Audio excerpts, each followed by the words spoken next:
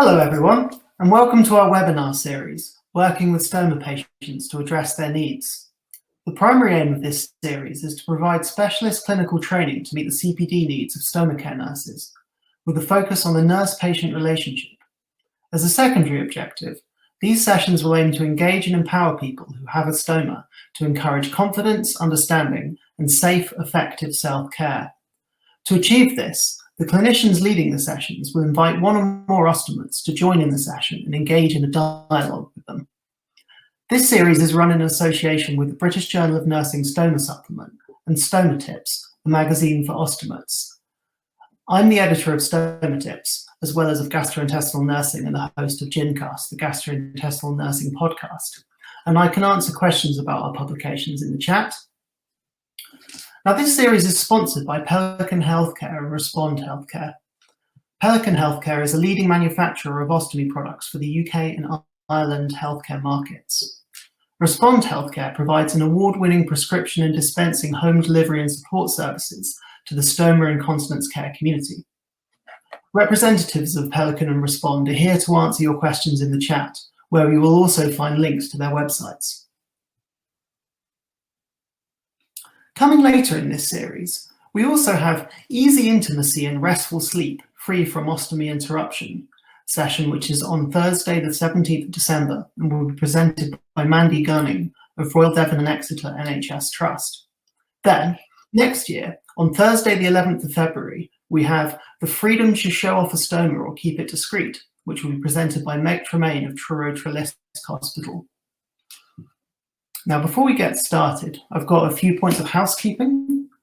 So could you please use the Q&A tab on the Big Marker browser to submit your questions to the speakers and to the reps from our sponsors and to me, if you'd like. Now, all these sessions are going to be recorded and they'll be available on demand within 24 hours. And CPD certificates are going to be emailed to you directly within 2 weeks. And final thing, please complete the feedback following the session. And so this first session today is titled The Power to Take Control of Life After Stoma Formation. Our presenter for tonight is Natasha Rolls, who is the lead stoma care nurse specialist at University Hospitals Bristol and Western NHS Foundation Trust, as well as the co-recipient of the 2020 BJN Stoma Care Nurse of the Year Award. Now, I'll hand you over to Natasha. Thank you, Ben. Hi, good evening, everybody. This is quite a strange experience presenting to my own computer, but bear with me. Yes, I am Natasha. I'm the lead stoma care nurse at the BRI, University Hospital Bristol and Western, as we are now. There are three of us in the department at the BRI, three stoma care nurses and one administrator. And I tell you that because that's the sort of thing I like to ask people when I find out where they work. The subject, the power to take back control of life following stoma formation, is huge, it's broad. And really I wanted to look at control more in a stoma care context. Control is a construct. Achieving control is an illusion, as those of us with children and pets will know. But as humans, the sense of control is for us essential.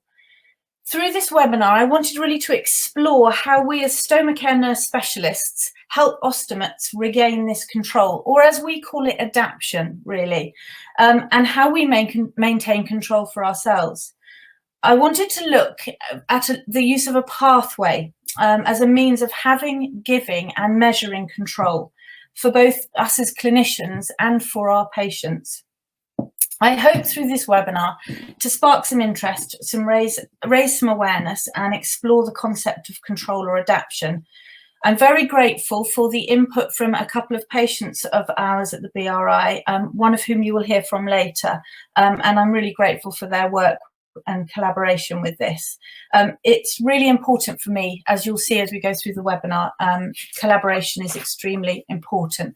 I do have notes, I am trying to ad lib as well, so bear with.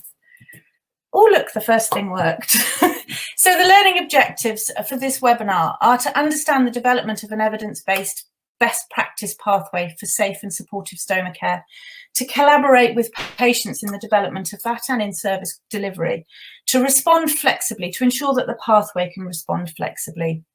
And that it's really a minimum standard, a guideline. And finally, my real passion is raising the profile of stoma care nursing, and through that, busting the stigma around having a stoma. And I'm hope to demonstrate that a pathway can do that. The learning objectives provide a structure to this webinar, but it is, like I say, I am speaking to you from experience, and I hope to invite comment and question. This is really the most absurd way to do a presentation. I'm quite a physical presenter, and I like to have questions and opinions as I go along. That isn't possible here, but please do ask me questions at the end. That would be great. I see this whole process as really, really collaborative.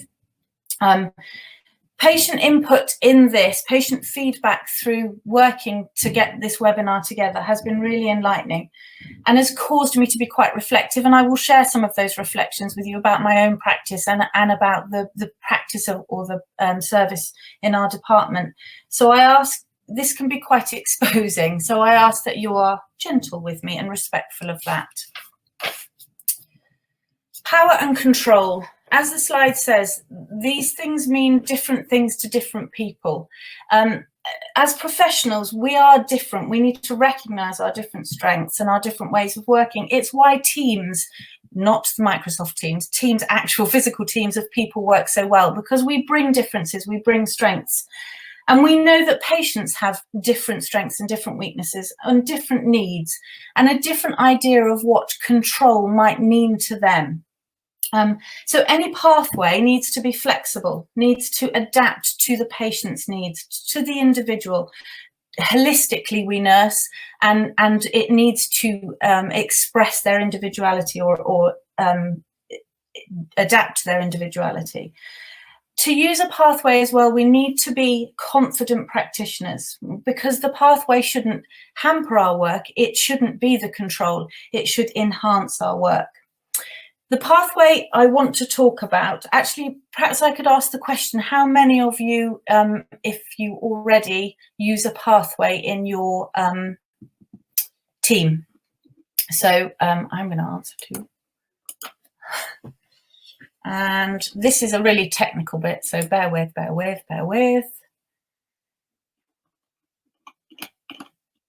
can't actually see that.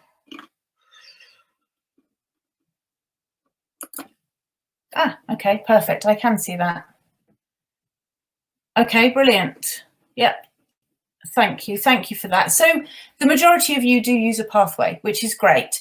The pathway I want to talk about today was devised by a team, a group of stoma care nurses nationally, and we used the ASCN high impact actions to structure the pathway, but also experiential feedback and clinician consultation, and obviously part of that was also about what pathways the patients would already be in, whether they were colorectal cancer patients, IBD patients.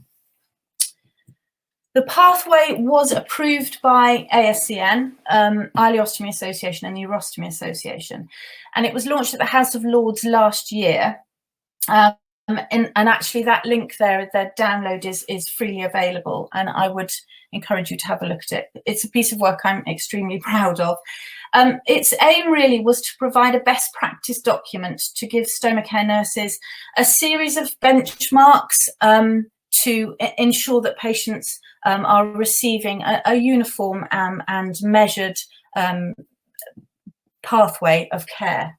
And also it was part of a wider document which was about raising the profile of our work as stoma care nurses, something that I feel really passionately about, and also to provide guidance to leaders and commissioners, because they are always constantly looking for evidence that we are worth commissioning. Just out of interest for me, how many of you were aware of this pathway? I'm going to say yes, because I was, because having been available.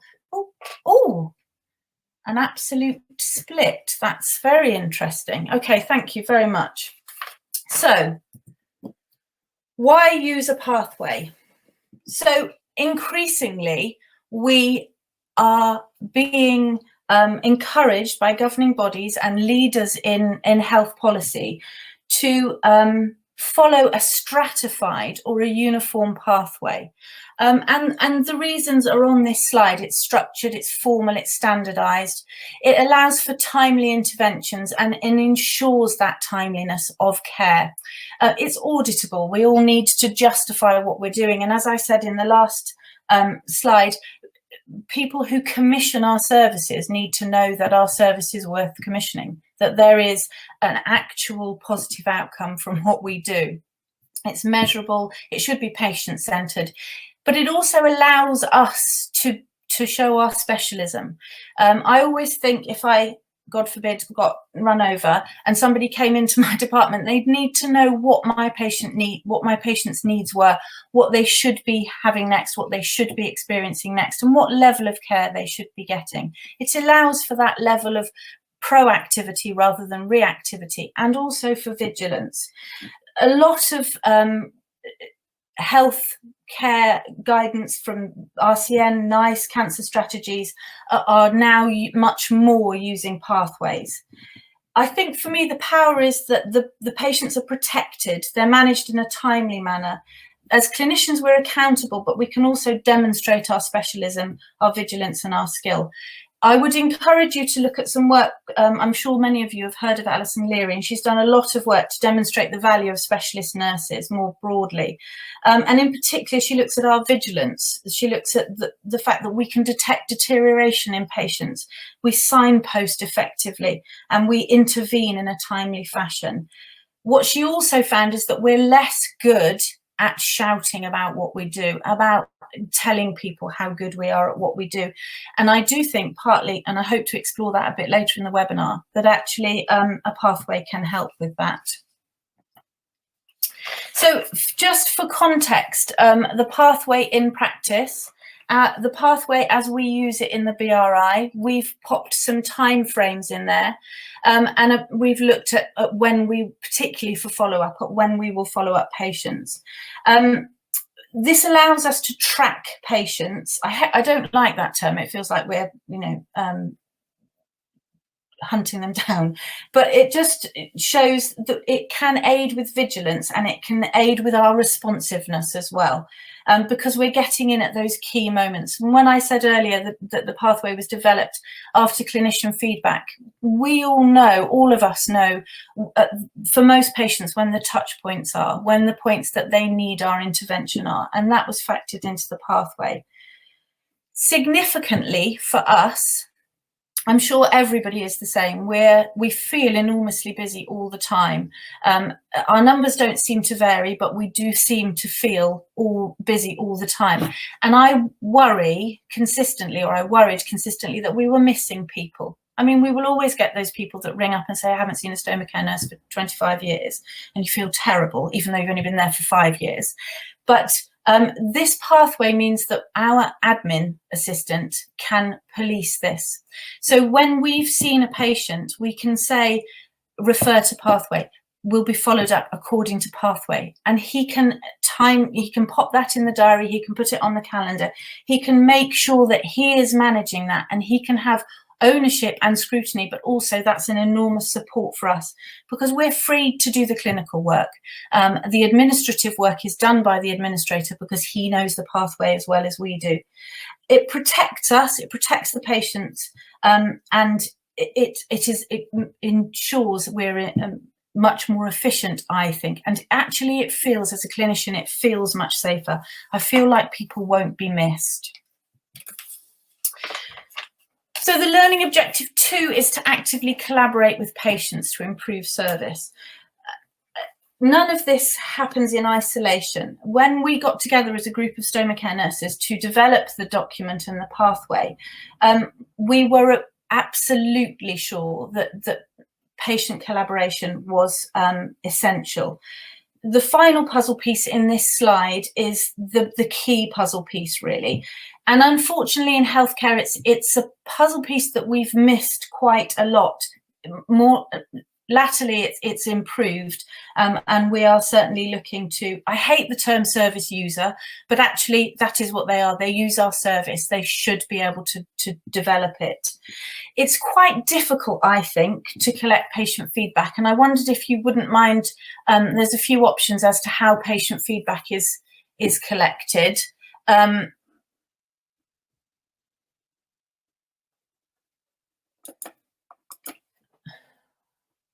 Yeah, isn't that interesting? Yes, so actually that's about, it's shifting. So, okay. So the friends and family feedback cards, yeah. So it's probably about equal for the top 3 and a small amount, none of the above. A reflection for me, which I'd like to share, is that through doing this work, we had an awareness of it. I'm sure my colleagues and I, although I can't speak for them, but I had an awareness that we weren't collecting patient feedback as well as we could and should be. More recently, my colleague did a quality of life survey, probably last year now, and we haven't been able to follow that up for obvious reasons more lately. But actually, one quality of life survey on its own really doesn't give you a pattern, doesn't give you a feel. I don't know about you, but I think the friends and family cards are not specific enough for stoma care, and we just haven't had enough time to write our own.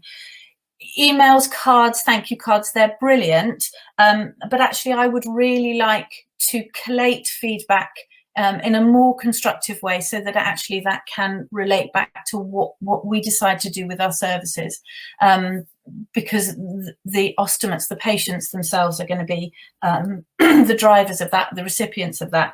So if anybody has any bright ideas, that would be brilliant. You could share them with me. So ostomates bring with them not only their needs and ideas, but they also bring with them the influences they are under. Although patients see what we see, because of their life experience and more importantly their health experience, they will process and view what they see very differently.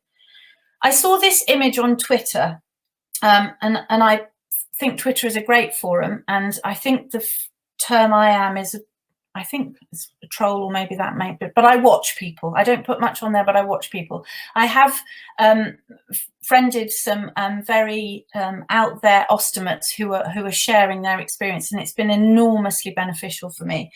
If you're worried about using social media, the RCN do have a really good guideline for that, but actually I found it really, really good. I don't offer advice on Twitter, but it's just really interesting to see ostomates sharing their journey.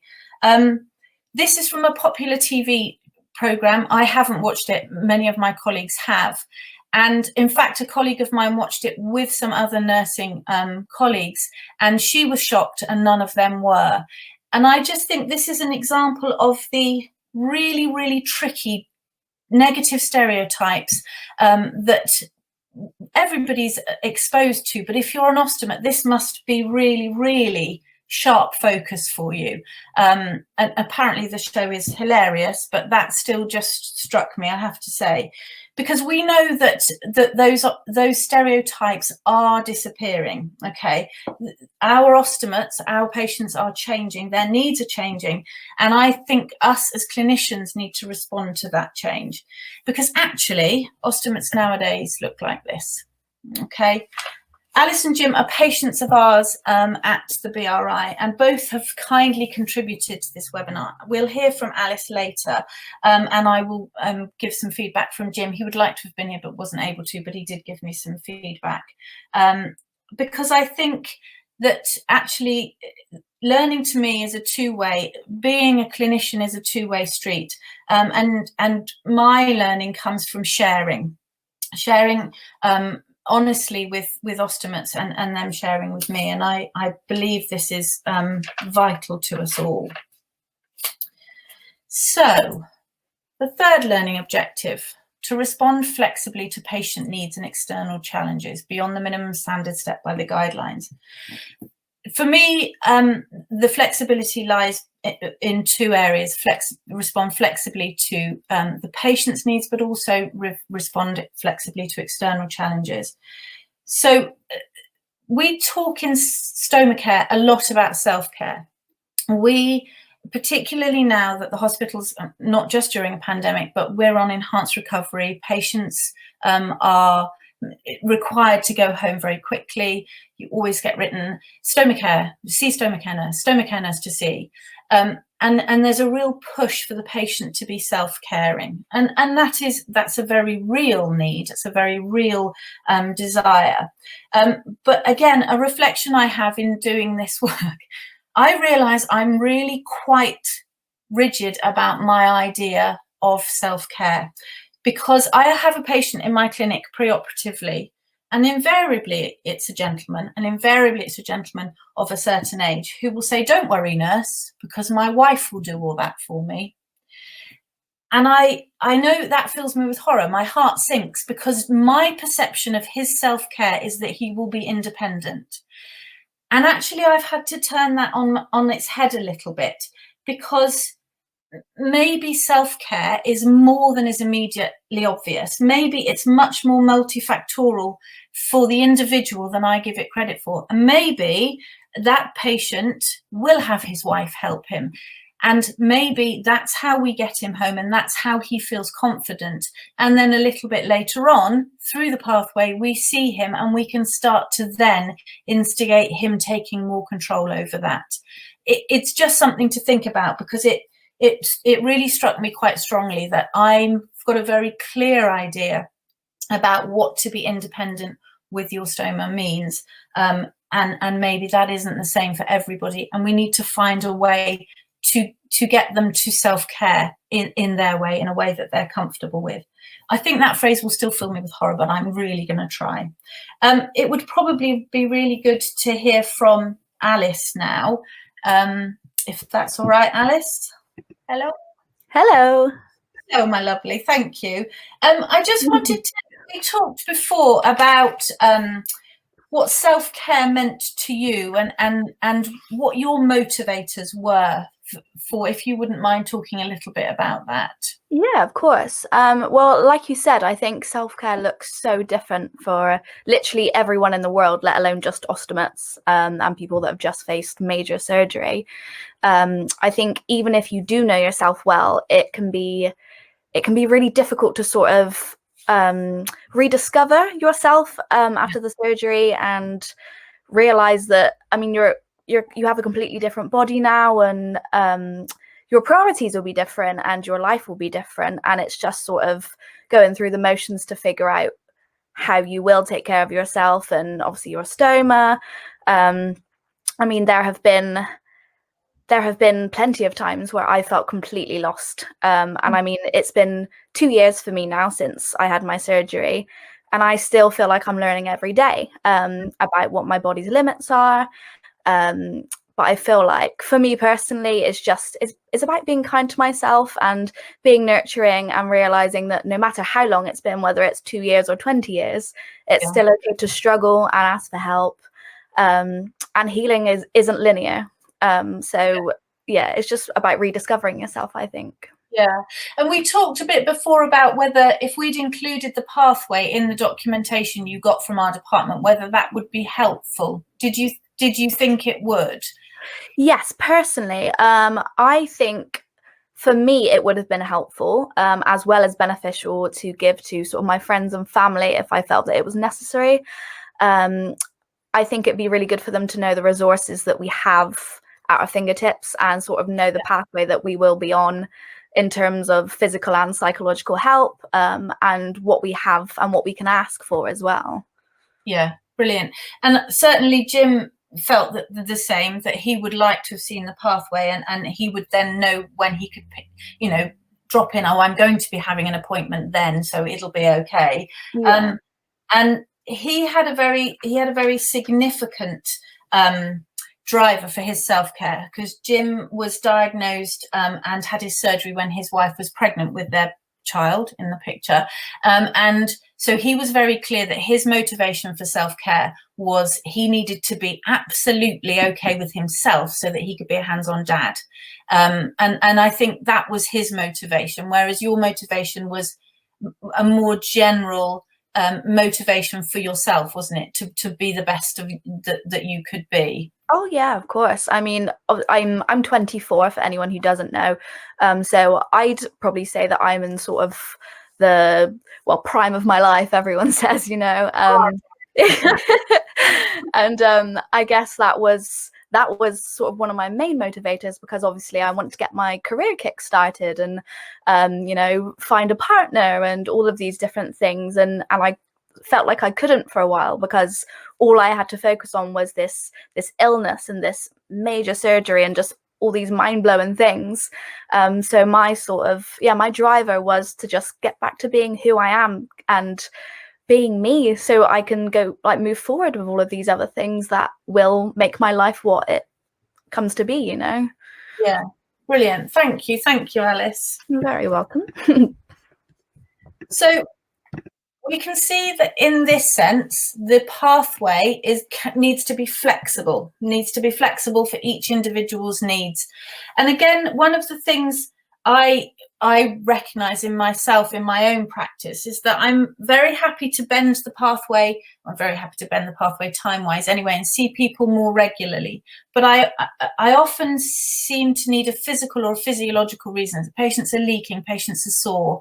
I'm very comfortable bringing them in more often. And more recently, I had a gentleman who really was perfectly good with his stoma care, perfectly self-caring, independent, but he really struggled because he was very unable to share that emotional struggle. We actually recognized this, and we brought him in actually 3 weeks running into clinic. We're very lucky we have the capacity to be able to do that. And that's okay too, to bring someone in for their emotional needs. As Alice said, sometimes she felt lost, and it's okay to bring them in. We brought him in 3 weeks running, and we talked through what he was doing, how he was coping. He was on the verge of tears a lot, but never actually let go. But actually he is now flying and doing really well. So that flexibility can be for lots of different reasons. And as clinicians, we need to be confident enough to make those changes, to be confident in our practice and in our judgment of what a patient needs, because we do know those things. The other reason a pathway needs to be flexible is because it needs to respond to external forces such as changes in staffing, changes in resourcing. We are currently in a lovely office with a lovely clinic space with 2 big cupboards, and we are going somewhere else because our office space will be used for clinical space, but we have no idea where. We have to be able to respond to that. And obviously, most recently, we have to respond to an external challenge like a pandemic, which has been, to say the least, challenging, although I thank my lucky stars I'm not still working on the wards. Our response to that within the pathways, we've stuck to the timings as far as possible. What we may have done is increase our telephone contacts. We use a lot of email, and patients send photos through. You get some really odd pictures over email. Yeah, it must be very difficult to photograph your own stoma. We've also introduced video clinics, and these are sometimes effective, but they are really only as useful as the patients that find them useful to use, those tech-savvy patients. And we have increased our home visits. I know that's difficult for some departments, but we have been able to increase our home visits. But we've maintained the principles of the pathway. And for some of these things, we won't go back. We won't change those practices. So for some of us, we will keep the telephone consultations at certain points rather than face to face. But I spoke to Jim, and I'm going to ask Alice to come back in, because I spoke to Jim and he was very adamant. He hadn't needed to see us during the lockdowns. He's had one routine follow-up, which we did by telephone. And he was really adamant that face-to-face was really important to him. And I just wondered quickly, Alice, whether that is a really important thing for you, or whether you feel comfortable with other forms of media consultation. Well, I think because I'm in quite a stable stable situation with my stoma now and my care and how I deal with it, I think for me is not as important. I think sort of video calls or phone calls are perfectly fine for me. But obviously for new patients, I can see why it would be completely different. I mean, you want to build up a rapport with them, you want to have a connection. But I do think obviously sort of Zoom calls and phone calls are a lot better for people who might work a 9 to 5 or aren't as mobile and can't make it into hospital. Yeah, brilliant, thank you.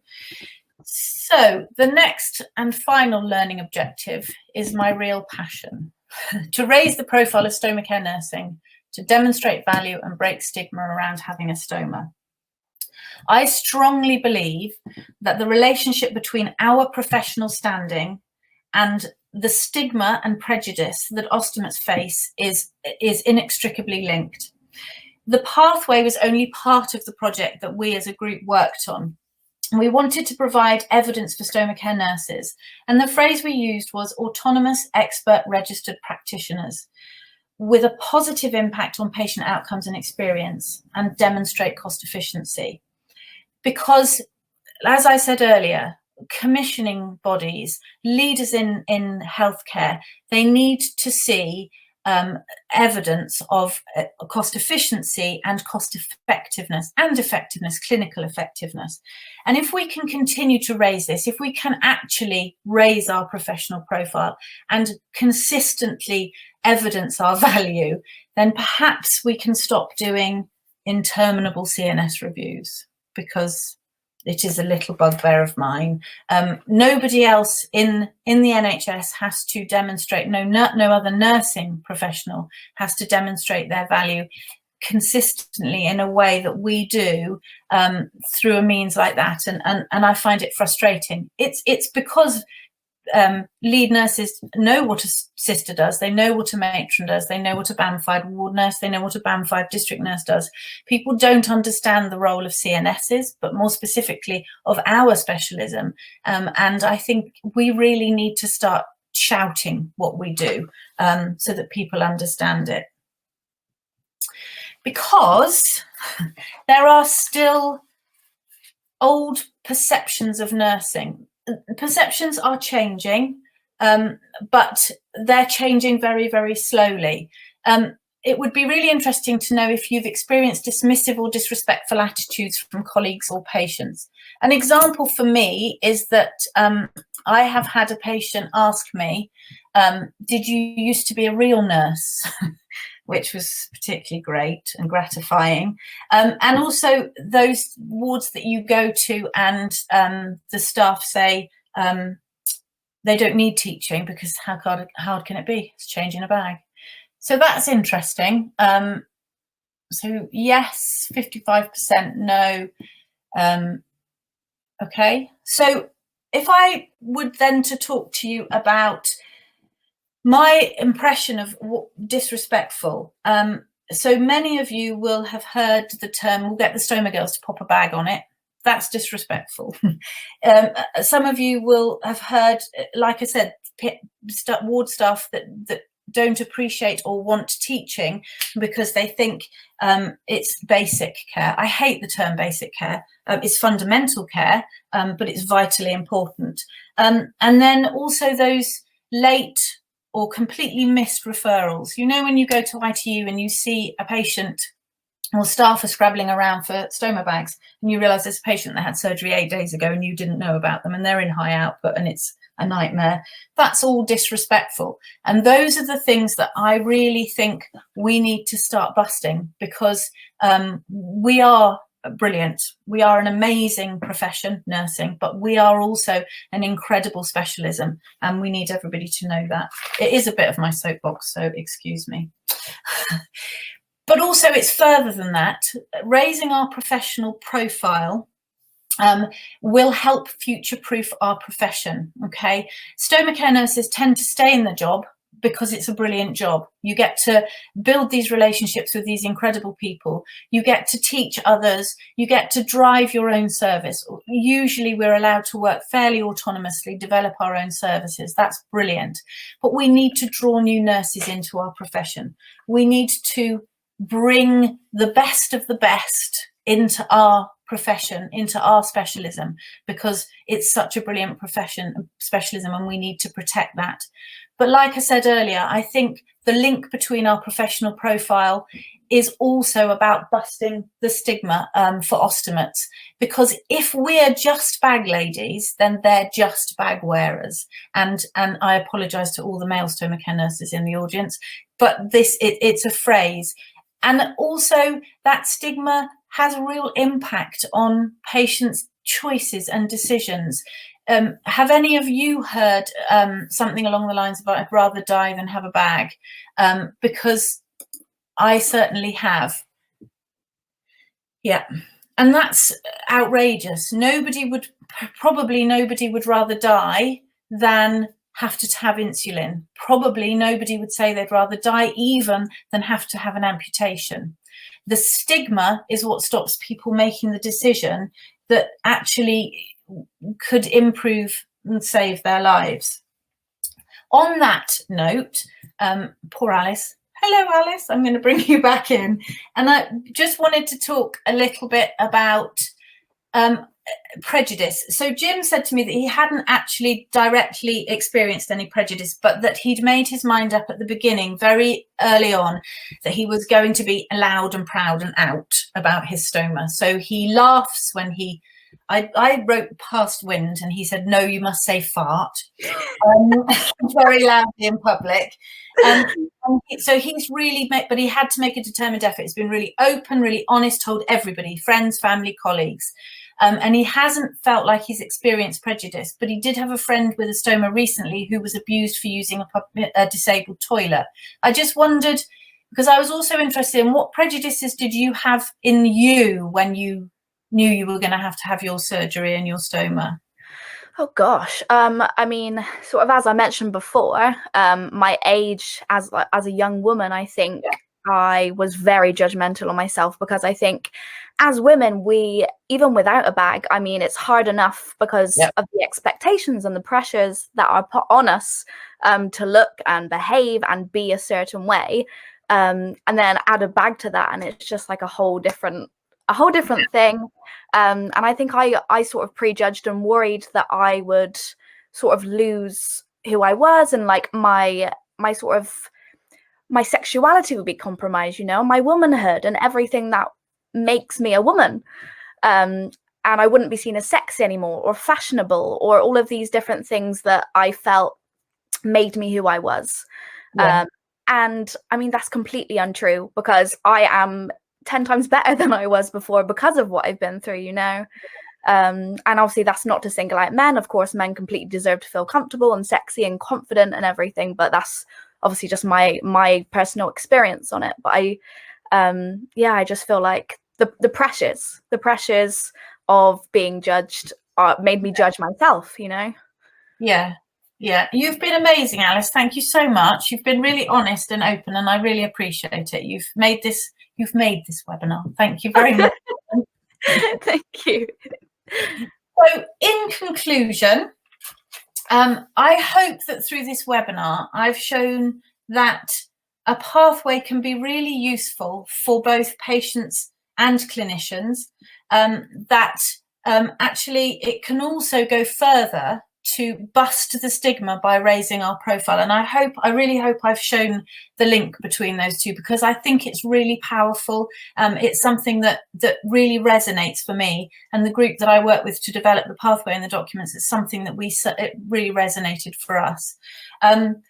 All of these elements are linked and cooperative, that these things don't exist without each other. Collaboration is a word that is thrown around quite a lot at the moment, but it is a genuine need for us to collaborate. Healthcare for a long time has had a real sense of them and us. And somebody once said to me in a face-to-face lecture, bizarrely, that actually we are all us and them, because we will all be patients at some point. And whether we're ostomates, whether we're stoma care patients or whatever other patient, we would feel that we would be deserving of having a voice in driving the service that we're about to be using.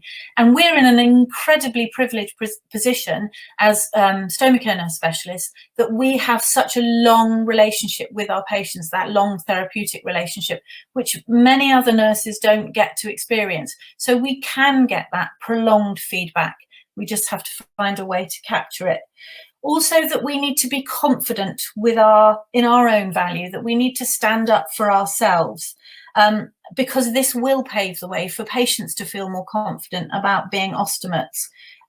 These elements are really, really important to me. Our confidence equals their confidence, because it's important for me that this is not just a bag for life, but actually a bag for living. Thank you very much for listening.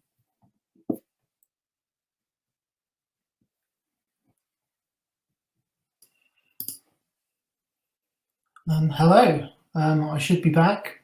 Looks like I'm back. Good stuff. Well, thank you very much, Natasha, for your enlightening presentation, and to Alice for your thoughtful reflections on your experiences. I'd like to pass a couple of questions from the audience and a few of my own, if that's all right. So let's just work. It's my first time doing this, so be a couple of clicks. So there we go. Publish. So this first one here, check something a sec. So here we go. So this is from Carolyn. How often does your pathway get audited, and how do you audit it? So thank you, Carolyn. It hasn't been. We've only just started using it in November. It will be audited in the sense that we already have a running audit of ensuring that patients are hitting the benchmarks or hitting the follow-ups when they should be hitting the follow-ups. Our audit department is very keen to become involved with that, so I'm sure they will help me with that. But it is definitely something that I hope, I can see already that it will be much easier to certainly audit outcomes, certainly audit our follow-up, you know, whether patients are hitting the benchmarks for the follow-ups. So the honest answer is we haven't audited it yet. I'll let you know. Thanks very much. So much more general question here, but just someone, Elizabeth asks very quickly, how does someone become a specialist in stoma care nursing? Ooh. Well, so my pathway was that I qualified a long time ago when Florence was still with her lamp, and was a surgical nurse, a colorectal ward sister, and then moved into stoma care nursing. That was a very long time ago. I took a career break and then came back, but my pathway was similar. I went back to work on a colorectal ward and then got a stoma care nursing job at the BRI. There are stoma care courses, which some of the companies and certainly some universities run that you can do. I think in an ideal world, it would be amazing if you could do one of those courses as a staff nurse on a colorectal ward, because that would help the colorectal ward skill mix, and then also you could look to developing your career. But yeah, that was I don't know, other people might have had commented in a different way, but I was a colorectal ward nurse and surgical nurse. Great, thanks. So can you let me know if you can hear me, because my computer's saying my mic isn't working. No, I can hear you. Good, okay, the computer's wrong.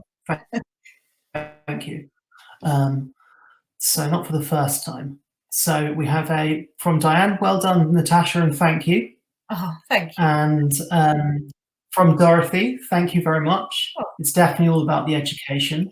The nursing profession and the wider public can both benefit from it. And Another quick question from Alison. Does your department offer home visits? Yes, we do. We are supported by a community nurse, but we are also doing home visits ourselves. They were something that we did infrequently before the pandemic, but we were fortunate before the pandemic to have a clinic room. So we had 5 clinic afternoons a week. That was chopped away from us because of the pandemic. And so we had to up our home visits. We do them. I think they're amazing, but I am also aware that they are incredibly time consuming in a city centre when it can take 25 minutes to go 3 miles. But yes. I've tried driving in Bristol before. Yes. Yeah, absolutely. So question here from Kim. Do you think there are enough resources centrally that all patients can assess to enable self-care and where to get help when they need it? I'm not really sure what you mean by that. I'm sorry, I don't really understand the question. Do you mean, are there enough stoma care nurses? Because I think the thing for me that hampers self-care is, and I don't want to be disrespectful to my ward colleagues because they do an amazing job, particularly at the moment. But I'm sure we've all experienced going home on a Friday with a plan set up and coming in on a Monday and nothing's happened and no support for that patient.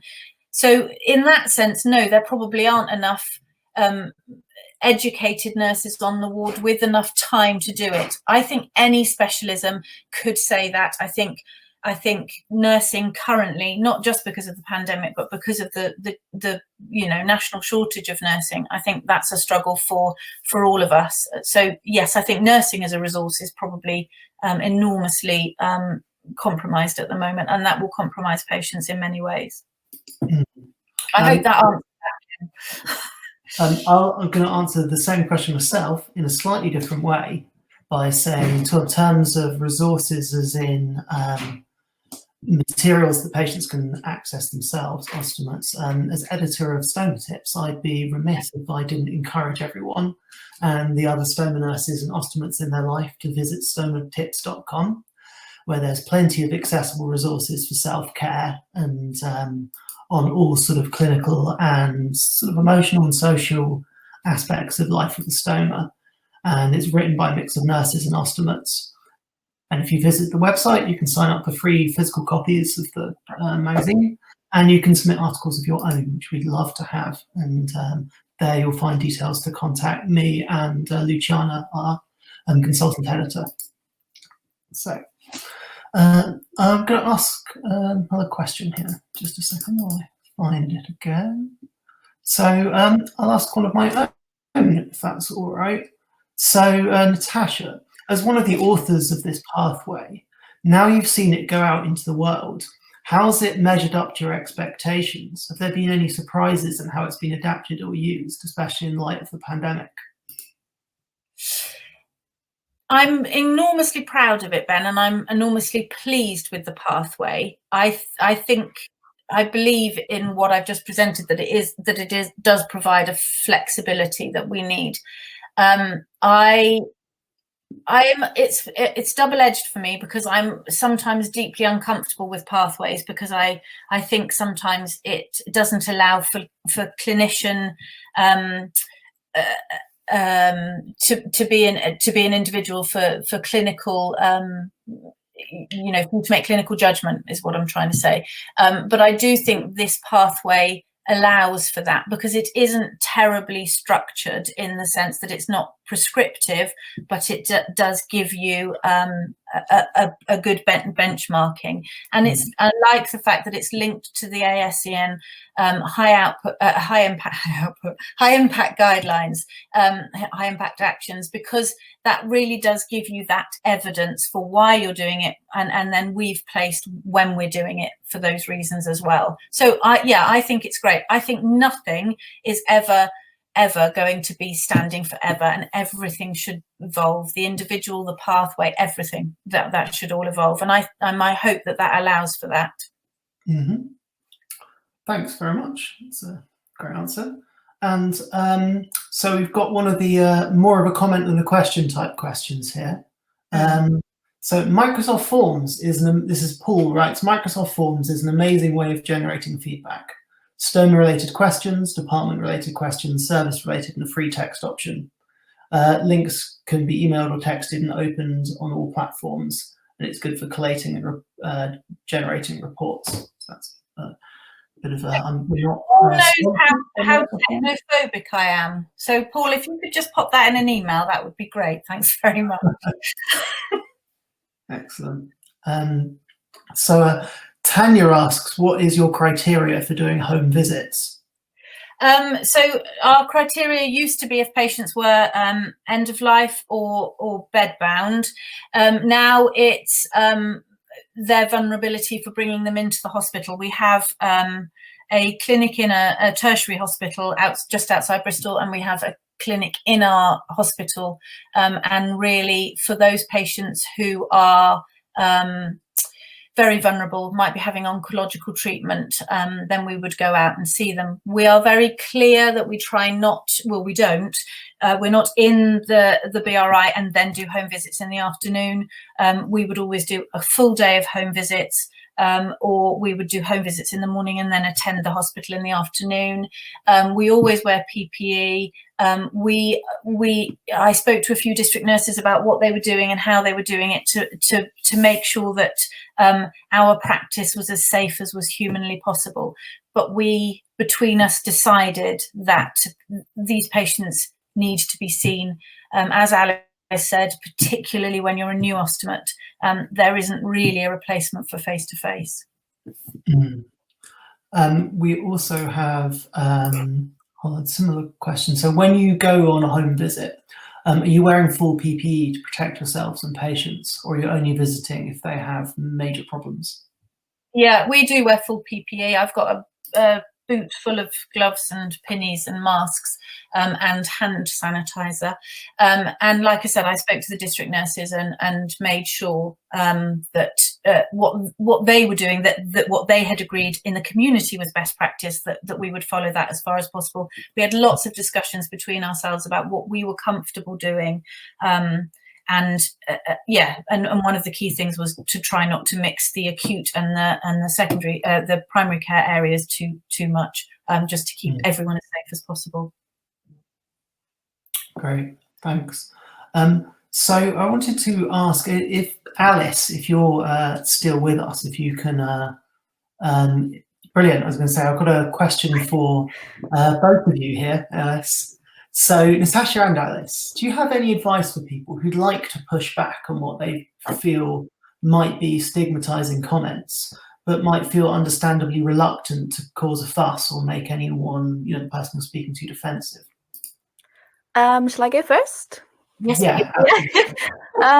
Well, as Natasha has said about how important education is, I think misinformation and lack of education is the root of ignorance, and obviously stigma as well. And I guess my advice would be to just state the facts. I mean, no one knows your life and your experience better than you do as an ostomate. And I think you literally just try and stay calm for one, and try and just state the facts, and there's no one that can override your experience. And that's something that I tried to do myself. I've had plenty of comments that are meaning well or are sort of sly digs, maybe just little things. And I just try and keep my cool, because there's nothing else I can do. It's one of those things that you just have to deal with as an ostomate, unfortunately. But yeah, like I said, just state the facts and educate them, because you never know.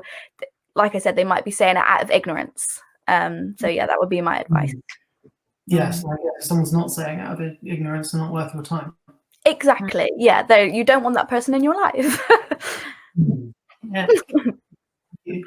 Natasha, do you have any? Yeah, and I mean, I don't fight that stigma personally, but I feel it very personally, and I suppose education again, like Alice said, but education is the same for me. We had a patient many months ago before the pandemic waiting in our waiting area, and a member of registered staff, registered nurse, walked past and said, "Are you waiting for the stoma nurses?" Oh, I can't do stomas. And you know, if that's the sort of thing that I would say, why can't you? You're a qualified nurse, you're a healthcare professional. That's a bit like saying I don't do resuscitation. You know, it's just an essential part of what you do. So, but Alice is right, and she's probably a lot better at staying calm than me, because it really does quite angry. But yeah, that's sort of that, just very calmly stating, why is that? Why do you feel like that? How do you think that makes an ostomate feel? They're people, you know, they're, you know, yeah. So is I always say that my bag doesn't define me, it's just a part of me. Yeah. And yeah, it's probably one of the least interesting things about me, and I think people need to realize that. Yeah, it definitely is. It definitely is. Thank you. Yeah, so I've got to agree that maybe the most sort of like simple way to sort of overcome prejudicial attitudes is to focus on the idea that shared humanity, and this can be an answer to a lot of sort of questions of prejudice, is remember that we're all people. Yeah, absolutely. And, thank you both very much. Thank you. So I've got a couple more questions here. So Maribel asks, for a newly joined stoma nurse, what advice can you give? Ooh, crikey. I'm sure a lot. Let's go for the first one that comes to mind. So never feel like you don't know anything, because everybody's learning. The more I know, the more I realize, the less I know, if that makes sense. I think never be afraid to ask, never be afraid. I sit in MDT now and I still Google things. I still Google terms. I still look up things, because I can't possibly know everything, or even part of everything. So it's really important to me that we're all brave enough to say, I don't know that. So that's the first thing. The second thing is take your lead from the patients. You know, as long as you're prepared to be really open with them, really honest with them, and care for them, then I think they will respond in kind, and you will learn as much from them as they learn from you. Brilliant, thank you.